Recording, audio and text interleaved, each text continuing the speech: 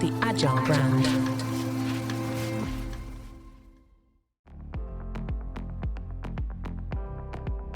Hello, everyone, and welcome to the Composable Roadmap podcast, where we explore the cutting-edge strategies and technologies that are transforming the business landscape. In this series, we're diving deep into the realities of building a composable roadmap. Whether you're a business leader, a tech enthusiast, or someone simply eager to stay ahead of the curve, this podcast is for you. We'll be featuring interviews with industry experts, digging into real-world case studies, and offering actionable insights to help you implement these strategies. So get ready to unleash your potential and navigate the complexities of today's digital world with confidence. I'm your host, Chad Solomonson, and today we have an exciting episode lined up for you. Let's go.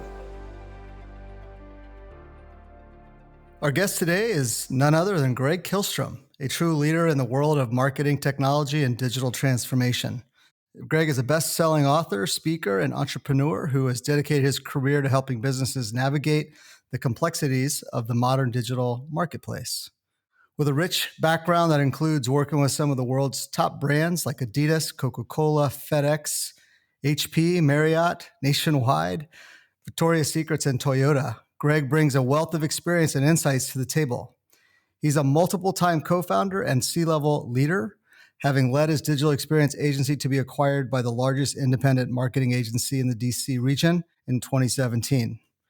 Greg has authored multiple best-selling books, including his 10-part Agile brand guide series on marketing technology, platforms, and practices. His most recent book, House of the Customer, discusses the one-on-one personalized experience of the future and how brands can organize the people, processes, and platforms that enable it. Greg also hosts an award-winning podcast, The Agile Brand, with Greg Kihlström, now in its sixth year with nearly 500 episodes and millions of downloads. The podcast discusses brand strategy, marketing, and customer experience with some of the world's leading experts and leaders. So today, we'll be diving into Greg's journey, his insights on digital transformation, and how businesses can leverage agility to stay competitive in today's fast-paced market. So sit back and relax and get ready to be inspired by one of the leading minds in marketing technology. So Greg, obviously super excited to have you on the show. It's part of your show. So it's fun to kind of turn the table a little bit. So welcome.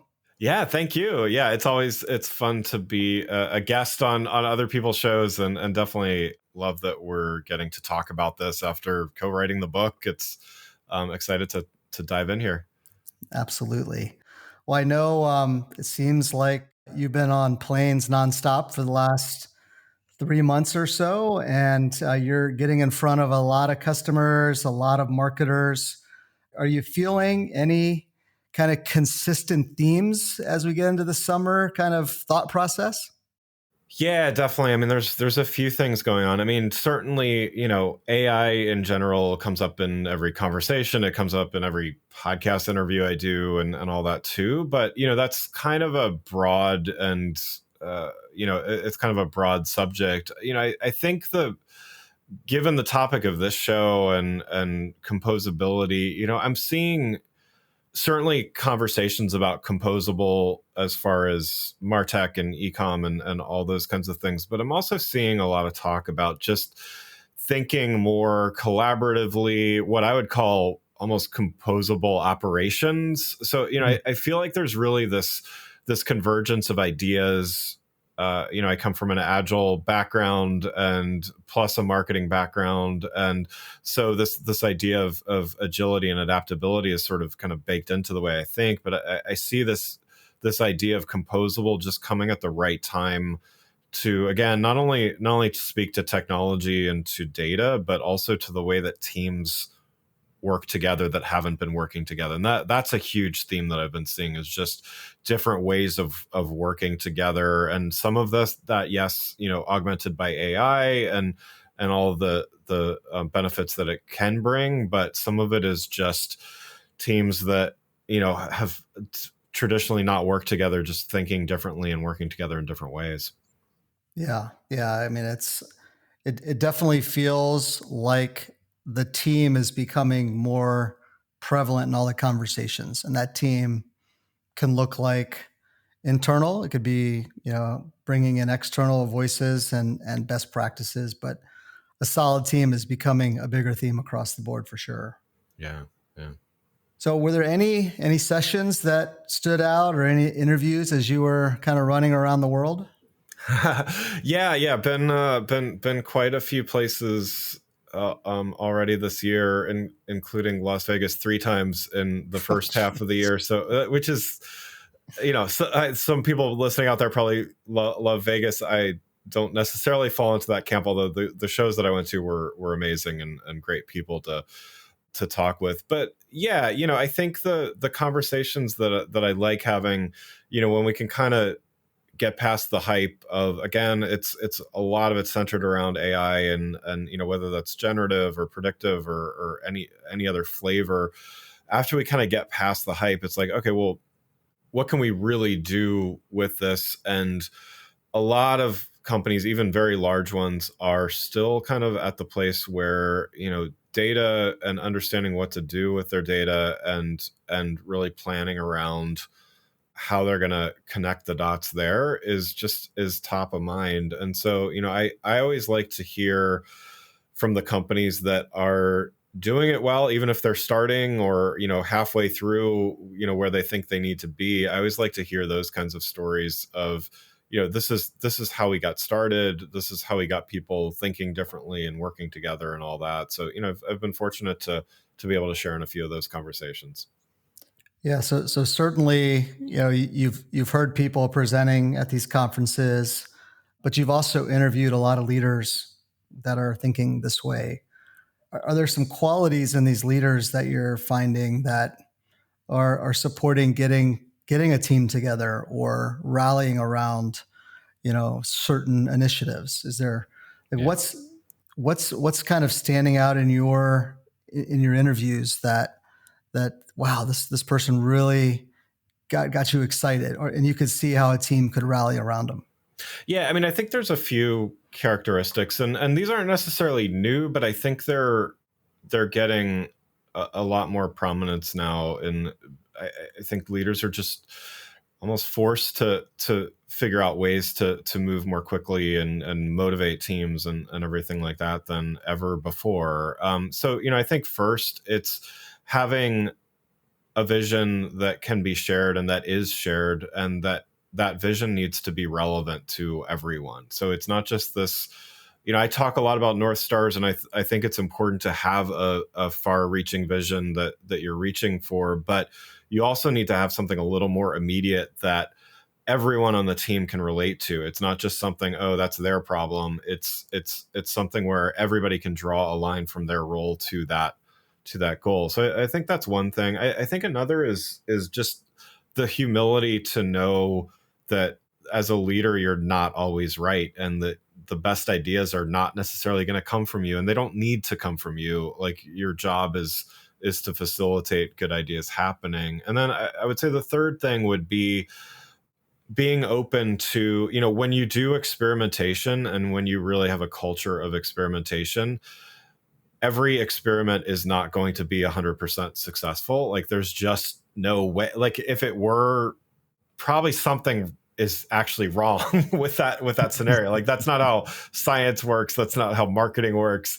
So you have to be okay with like, nobody likes to use the fail word or whatever, but like, you have to be okay with an experiment not achieving 100% success. And members of your team have to feel permission to fail and to learn. As long as you're learning, you're not truly failing. And so I think, that's what I'm seeing from leaders that are kind of getting it right. And then a lot of other things come from that. But I think if you've got those 3 points, you're well on your way.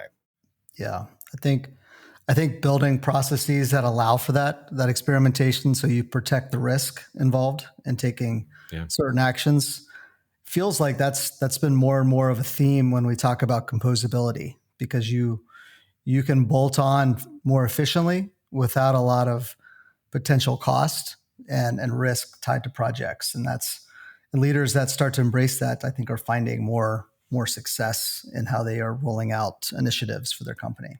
Yeah. So when we talk about leaders, what are some of the titles? I mean, the folks. There's always a balance of IT, marketing, other executive kind of leadership. What kind of leaders are what titles are coming from the leaders that are kind of driving this conversation?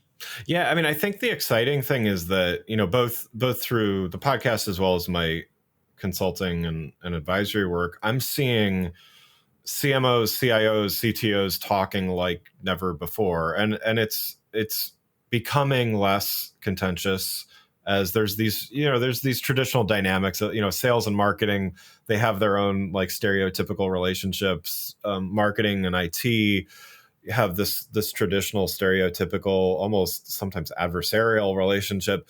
I'm seeing, CMOs and CTOs and CIOs, being more collaborative. And it's not just this relationship where, okay, sure, marketing, roll eyes, and marketing asks for something, and technology, eventually delivers, or vice versa, I guess. But it's more like, how do we work together? And some of that is for the companies where that's really working and that's successful.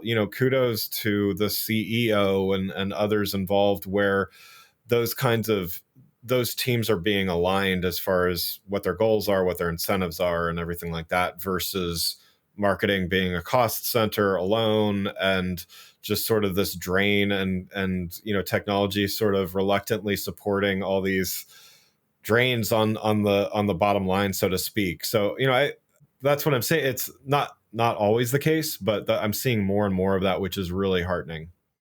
That is exciting. I know we've been in a number of presentations over the last 4 or 5 months where I would ask the audience, talking about the relationship with IT, and it was a room full of marketers, and I think really one out of maybe 50 have raised their hand that they have a relationship with IT, what Yeah. they would consider a relationship with IT, and I think that's the basis for the Composable Roadmap book. Is really helping bridge that gap, because we both know that the insights around buyers are coming from technology, the personalization around buyers, and having a true delightful experience is coming from technology. So being able to enable that really requires being on the same page with IT if marketers can effectively have a relationship. Yeah. Yeah. And I think the composable approach, it helps marketers and the technology teams have, I'd even say, a slightly different conversation, as opposed to, okay, let's invest in this big thing we know it's gonna have technical debt. If it doesn't already, on day two, it's gonna have technical debt probably. And so, we're looking at this longer life cycle, this real like resource heavy drain on everyone, versus, wow, what can we do that's going to really like supercharge what we all are tasked with accomplishing together? And I think, again, some of that is a little, that's not everywhere is talking like that, but I think it enables that conversation to happen more easily, because again, we're talking about specific and strategic investments in things, versus these longer term things that can kind of just be a drain on both resources, but also morale. When we talk about that, I think in theory it sounds great. Yeah, everyone should get together and talk. But are you, or have you seen recent strategies or practices where IT and marketing are really purposeful in collaborating, and kind of what's working there? Yeah. I think that's, it's one thing to say it, but then actually putting it into practice is the hard part, because there's trust, and there's confidence in each other that needs to be established. Yeah, yeah, and then in many cases, there's a legacy of whether it's mistrust or distrust, or or something's not quite as as bad. Let's just say there's still a legacy of just this relationship where, again, using the sales and marketing analogy, like there's this legacy of like expectation that you kind of go in somewhere, even if you're brand new into an organization. Yeah, I mean, I think, some of the things that we talked about in the book, and some of the roadmap exercises and workshops that really came from a lot of your work and your team's work. I find things like that to be incredibly helpful to get people on the same page, talking maybe sometimes in similar ways, but all together in the same room, and sometimes in very different ways. And there's something to be said for just being, whether it's virtually or physically, in the same room and building some empathy there, and just hearing what other people are dealing with in their day to day. I think those types of exercises are incredibly helpful, and will continue to be helpful. Absolutely. Yeah. Well, certainly bringing people in the same room. Are you seeing any more dialogue around meeting in person? Just to kind of shift gears for a second. Yeah. I know for us, we are building a lot more time into travel expenses and planning for that, because that's when we feel things really get done, when people can actually sit at the same table and look across each other and have a real conversation. Have you seen any of that in any of the conferences? Any more conversations around face to face? Yeah, I mean, I first of all, just regarding conferences, I mean, that's one of the things that is just amazing about the being able to get back out and meet people in person. And I think it reminds everyone, for those that have been slow to kind of go back to in-person meetings, I think conferences are a reminder of just the power of what FaceTime and one-on-one conversations really can build to. But I also think it's strategic use of in-person time, because we were also able to find some ways that there's some kinds of work that just get done more quickly and more easily when your head's down, or virtually, or whatever. So I definitely am seeing a lot more in-person meetings being scheduled, and things like the workshop type things, and things where I think those are really the moments that matter, to be together and to talk through things. And it's, nobody wants to think that someone is like going off camera to like grab something to eat and misses a key part of the conversation. But it happened when we're on Zoom back to back 8 to 10 hours a day. Like, we're going to step away for a second here and there, I'm sure. And so, you miss things when that happens, even though it might be necessary. So yeah, I think the in-person meetings, for those meaningful connections and meaningful discussions, definitely happening more. And I think that's a good thing. And then I think, leaders that can understand when it doesn't make sense to just drag people into the office, I think that also helps. I think that balances the two, and it makes employees feel valued and heard, and it also gets leaders what they need, which is those valuable face to faces. Yeah, definitely. We're seeing that across the board. So, kind of going back to kind of filling this gap, right, between marketing and IT, and you mentioned a little bit about North Star, and that kind of can identify a place to look together and not necessarily have one defended area department versus the other. It's we both want to accomplish X, and typically, the North Star is something that can be a common uniter for both those departments, and being able to identify areas that are just good for the business, that ultimately are just good for the customer in general. Yeah. And I think the more time spent identifying those common goals, and kind of taking the layers from a North Star and putting that into action, is where I think a lot of these workshops really help and really start to bring some meaningful dialogue to the table. Yeah, agreed. So, when we talk about workshops, I know you have facilitated several of them in your career. Do you have one specifically that you just know is a winner? Because you just seen over and over again smiles and aha moments. Is there one that just stands out? Sure. Yeah. I mean, I guess, there's been a few definitely over the years, and I'll say I've never run exactly the same one twice for better or worse, just because things change so quickly. But yeah, I've done one on measurement and meaningful measurement of customer experience quite a few times, and I think it's one that has always yielded some great results. And just kind of getting teams, whether they're marketing teams or CX teams, sometimes there's data folks and IT folks in the room as well. Just getting everyone thinking differently around, I'm a huge proponent of thinking about the customer lifetime value as one of those meaningful goals to align everyone around. And so, the more we can think about things like that, then we can start to build on that of, okay, well, how might we do that? That might be, okay, we need a more flexible way of delivering an experience. And so, maybe we start having a composable conversation, or maybe we need to just be more efficient in delivering personalized content. And so that turns into an AI, conversation. So to me, if working backwards from, okay, well, if the customer is, if greater customer lifetime value is the goal, how do we kind of work backwards from that and understand what really goes into creating that greater value in the customer? Nice.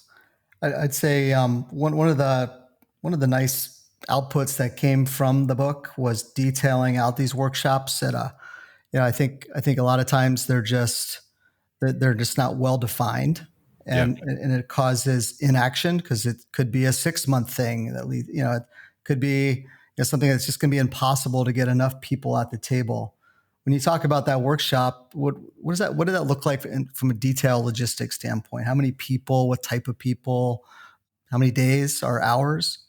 Yeah, sure. So I've done it as a half day and a full day, and I think it kind of just depends on the number of people in the room and stuff. But yeah, it's one of those where we have some sessions, some main sessions, and then breakouts. And I think the breakouts are an opportunity for people to just work on some things together. I've done it in a number of different formats, but when I do it at a company, I try to mix it up so that it's a bunch of people that don't necessarily work with each other every day. So, just doing that over, it's either a 3-hour or like a 6-hour workshop. There's a lot that can come out, and some people walk in saying, "Oh yeah, I know all this stuff," and yeah, they probably know a lot of it, but they come out of it. The idea of going through the steps and working collaboratively and coming to some new insights is just, I think it's a transformative thing for everyone to have the same vocabulary. Again, it's one thing if you've read a bunch of books and listened to podcasts and know some of the stuff. It's a whole other thing if you literally just worked on something with someone, with your coworker, and now you have that shared experience. That's a whole different thing. Awesome. Yeah, I will forever be a fan of workshops in all sorts of fashions, and just getting people together is such a big deal. Yeah. Well, we're wrapping up here, and how we're going to finish most of these podcasts are a little bit of personal insights on kind of how you're navigating your day to day. I know you create a ton of content. I know you have a very busy schedule. I can see all the interviews. I can see all the stuff you put out. So, for the viewers and the listeners, what are some new tools that you're using to help you be more efficient, maybe be more balanced, or are there any best practices that have kept you kind of on top of your game that you think would be fun to share with everyone out there?